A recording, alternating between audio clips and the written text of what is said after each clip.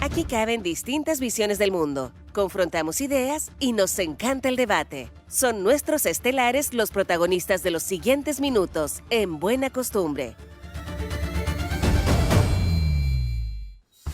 Estamos ya finalizando, no finalizando, todavía nos queda rato de análisis y de análisis de contingencia de la política, pero esta es la última sección efectivamente del programa Buena Costumbre con nuestros estelares. Tenemos a la abogada Paz Charpentier, quien le damos una afectuosa bienvenida a Buena Costumbre, si está por ahí, para poder contactarse a... Ahí estás. Hola, Paz. Sí. Hola, María José, ¿cómo estás?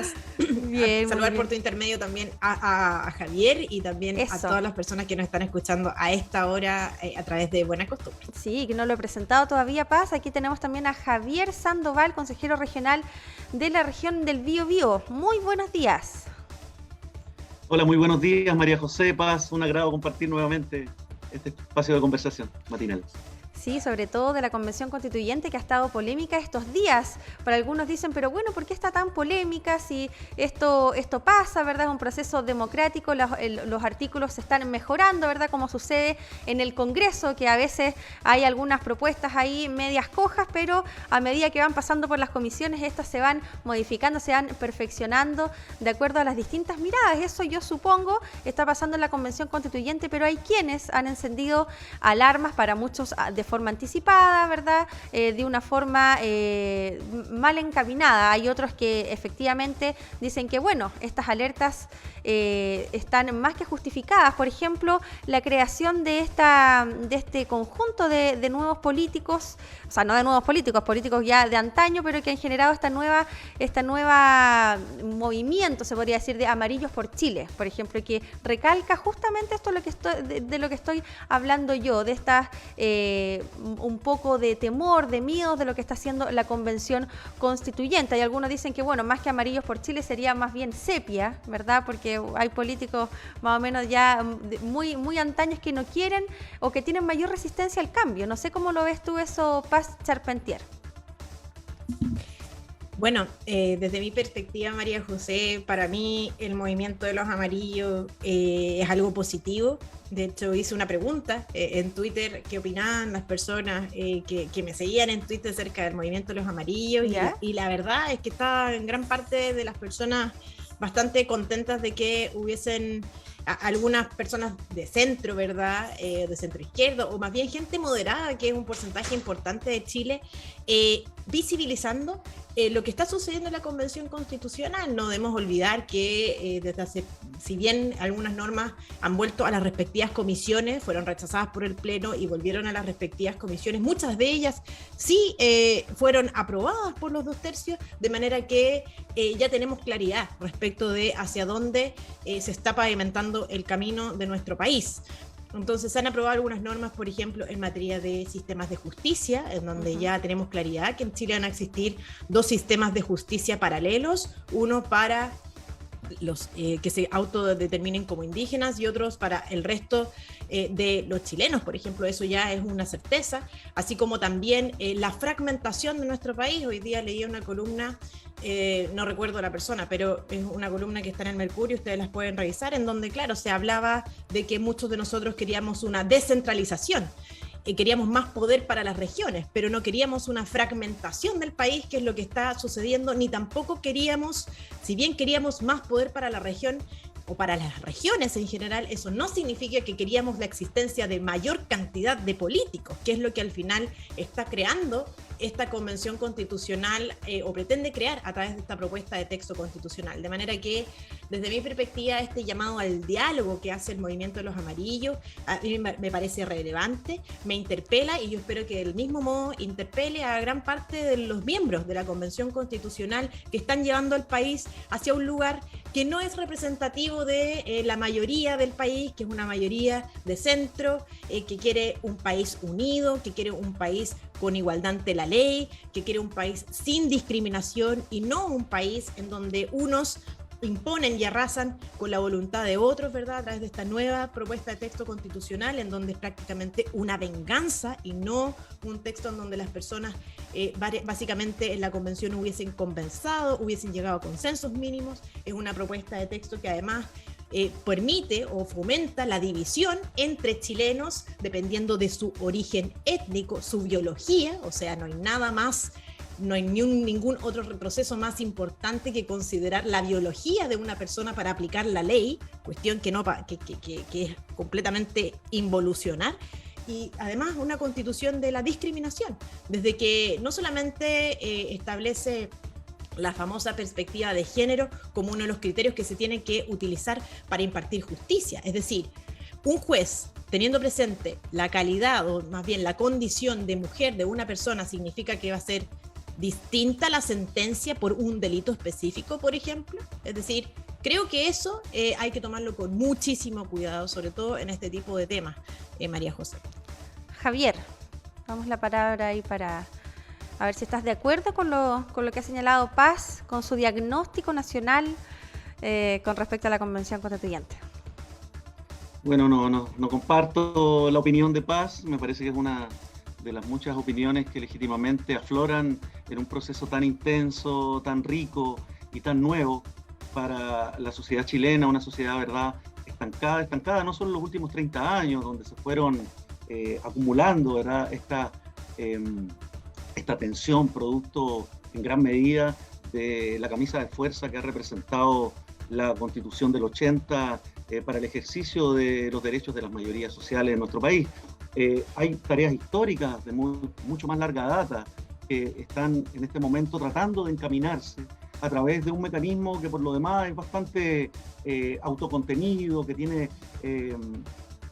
2/3, ¿verdad?, como quórum de aprobación, que es sumamente alto para las medidas que se están promoviendo, y donde me parece que se han ido empezado recién a abrirse camino las discusiones de fondo. Hace una semana que se están votando las normas, y sin embargo no ha habido día en el que este discurso descalificador, de bastante bullying, digamos, al proceso que se lleva a cabo en la convención haya dejado, digamos, de estar en la palestra puesta, ya sea en la opinión del rechazo, de quienes han sostenido el rechazo por distintas estrategias, como también de los intereses que se ven tocados por los cambios que inspiran esta nueva Constitución. Recordemos que ya el esfuerzo que se hizo durante el gobierno de Bachelet fue bastante denostado, bastante caricaturizado. Todas las protestas, el estallido, lo mismo. En el plebiscito también hubo una contracampaña, pero tenemos incluso en las elecciones todo un proceso también de mucha política del miedo, mucha campaña del miedo, y ahora que los 2/3 están empezando a dar lugar a algunas aprobaciones, también se descalifica, digamos, de antemano ya los resultados que va a tener la convención.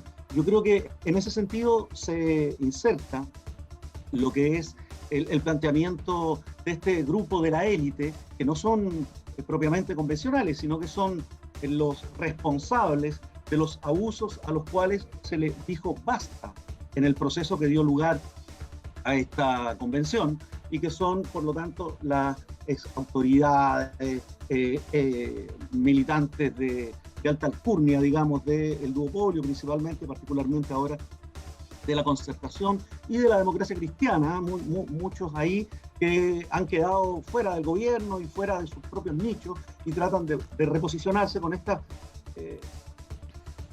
mecanismo, digamos, de la élite de ir generando un relato y de instalarse en el discurso. Pero la verdad de las cosas es que no son ni siquiera realmente tan amarillos como se le atribuye. A mí me encanta el color amarillo por lo demás, pero lo que uno observa es que se trata de neoliberales, de tomo y lomo, ¿verdad?, de representantes, sostenedores y responsables del extremismo neoliberal que hemos vivido, del fundamentalismo del mercado que nos ha llevado a esta situación tremenda, pero también a esta oportunidad que tenemos hoy día con una Constitución que está haciendo muy buen trabajo. Bueno, es interesante también eso que señala Javier Paz, la forma en que sabemos que se hace política, ¿verdad? Porque la política también se hace en base a consignas y también en base a la diferenciación del otro. Y tal vez esta sí sería una estrategia para volver a posicionar partidos que han estado muy deslegitimados en las urnas, como por ejemplo la Democracia Cristiana y también en la propia Convención Constituyente, ¿verdad?, de los partidos de derecha. Por lo tanto, también puede ser el intento de un reflote, ¿verdad?, como señala Javier, en este intento de poder encender estas alarmas para poder también generar mayor conmoción, esta conmoción que podría también ser utilizada a su favor para poder reinventarse, para poder estar vigentes, Paz. Esa es la forma también en que sabemos se hace la política. ¿Habrá un exceso de aquello? ¿Será válido tomar posturas tan radicales como, por ejemplo, el rechazo de un plebiscito de salida cuando todavía no vemos una propuesta coherente de constitución? Mira, la verdad es que no creo que sea ningún tipo de estrategia. De hecho, cuando tú aludes al sector de la derecha, lo cierto es que la derecha completa ha venido denunciando lo que los amarillos han consignado en un manifiesto recientemente, pero lo que ha visibilizado la derecha es esta situación de estar prácticamente existe vetados, un veto, o claro, de que la izquierda sí ha pasado máquina durante el último tiempo, lo venimos visibilizando y señalando desde hace meses. Esto la verdad es que es con bastante retardo. De hecho, si uno pudiera de alguna manera generar una crítica a este movimiento, es que este movimiento ha llegado con bastante retardo, desde que ya se han aprobado normativas que están lejos de simplemente pretender infundir miedo a la ciudadanía, porque, por ejemplo, en materia de propiedad, yo le quiero señalar a las personas, porque nos están escuchando, que la norma relativa a la protección del derecho de propiedad que se ha aprobado por la Convención Constitucional no protege los derechos de propiedad y sobre bienes incorporales. ¿Y qué es un bien incorporal, por ejemplo? Una cuota que usted tenga en la herencia de su papá o de su mamá, por ejemplo. Eso es un derecho hereditario. O las acciones. Luego, eso no está protegido por la Constitución. No está protegido por la Constitución. O sea, usted no tiene garantizado su derecho de propiedad sobre los bienes incorporales en la propuesta de texto constitucional.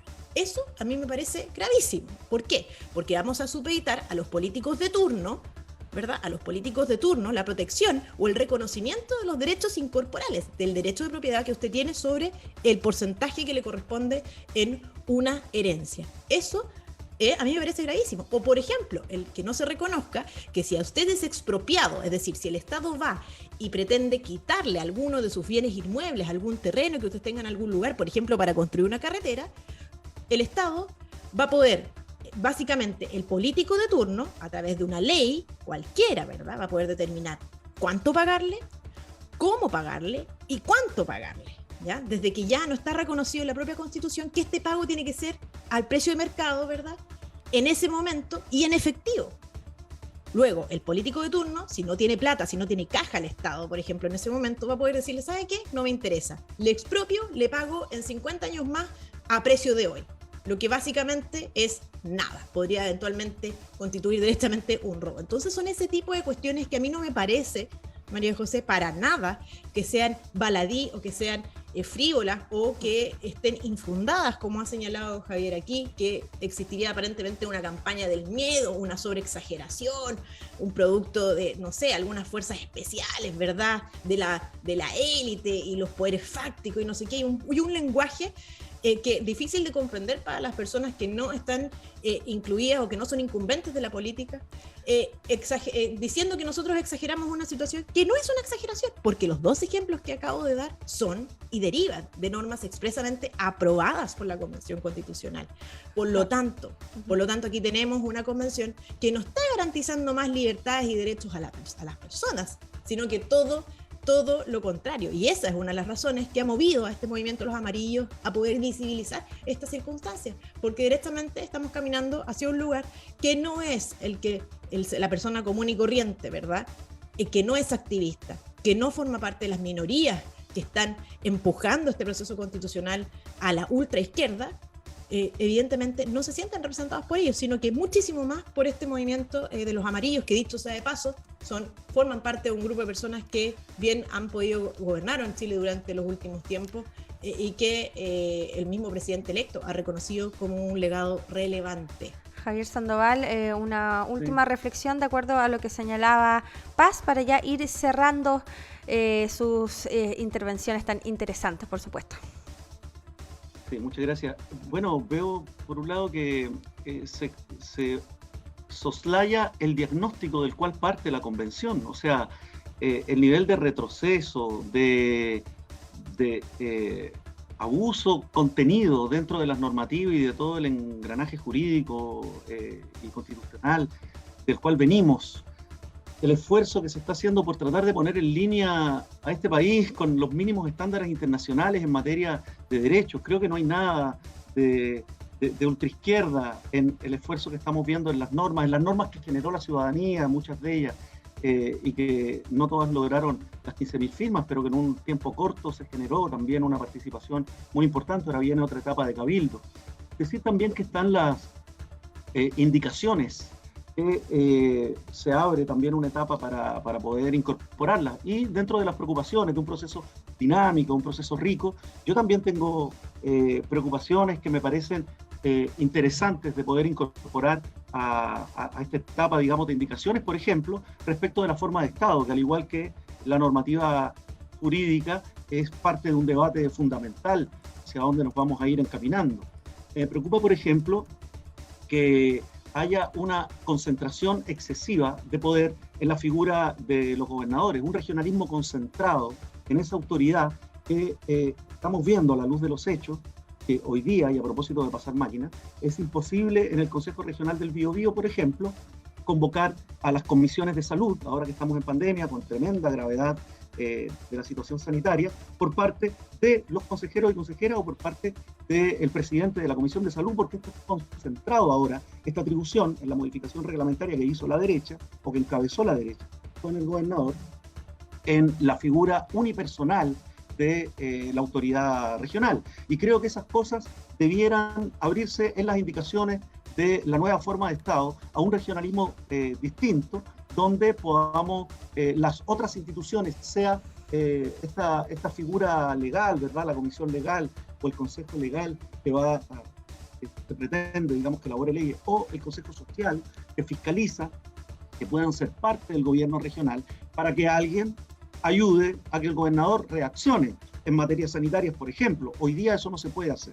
Y creo que ahí la convención y la discusión que se está dando tiene una debilidad aún, porque todo el traspaso de competencias que entrega a las regiones lo está concentrando en esta autoridad en lugar de repartirlo en otras. Y eso nos lleva al riesgo de que salir de una monarquía presidencial para entrar en una monarquía regional, como el rey y los señores feudales, cuando lo que se trata es de distribuir en órganos y mecanismos democráticos y colegiados la conducción de las regiones. Creo que esa discusión es muy necesaria de dar y estamos reflexionando y aportando por escrito incluso al respecto para nutrir con indicaciones constructivas el proceso constitucional.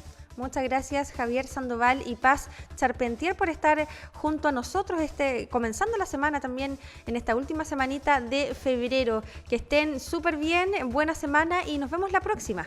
Hasta luego. Chao, chao, nos vemos, gracias.